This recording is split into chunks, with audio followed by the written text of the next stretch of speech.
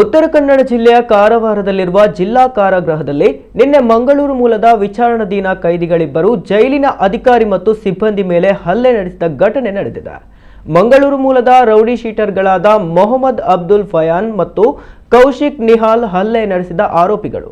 ಗಾಯಗೊಂಡಿರುವ ಜೈಲರ್ ಮತ್ತು ಸಿಬ್ಬಂದಿಯನ್ನ ಕಾರವಾರ ಜಿಲ್ಲಾ ಆಸ್ಪತ್ರೆಗೆ ದಾಖಲಿಸಲಾಗಿದೆ.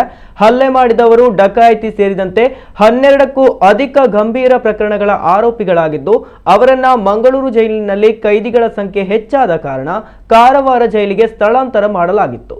ಮಾದಕ ವಸ್ತು ಒದಗಿಸುವಂತೆ ಗಲಾಟೆ ಮಾಡಿದ ಕೈದಿಗಳು ಮೊದಲು ಪರಸ್ಪರ ಹಲ್ಲೆ ಮಾಡಿಕೊಂಡಿದ್ದಾರೆ.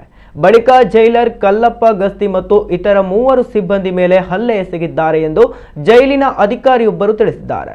ಈ ಹಿಂದೆ ಜೈಲಿನಲ್ಲಿ ಕದ್ದು ಮುಚ್ಚಿ ಮಾದಕ ವಸ್ತುಗಳನ್ನು ಕೈದಿಗಳು ಪಡೆದುಕೊಳ್ಳುತ್ತಿದ್ದರು. ಇತ್ತೀಚಿನ ಕೆಲವು ದಿನಗಳಿಂದ ಇದಕ್ಕೆ ಕಡಿವಾಣ ಬಿದ್ದಿದೆ. ಇದೇ ಕಾರಣಕ್ಕೆ ಮಂಗಳೂರು ಜೈಲಿನಿಂದ ಇಲ್ಲಿಗೆ ಸ್ಥಳಾಂತರಗೊಂಡಿದ್ದ ಕೈದಿಗಳಿಬ್ಬರು ಈ ಕೃತ್ಯ ಎಸಗಿದ್ದಾರೆ ಎನ್ನಲಾಗಿದೆ.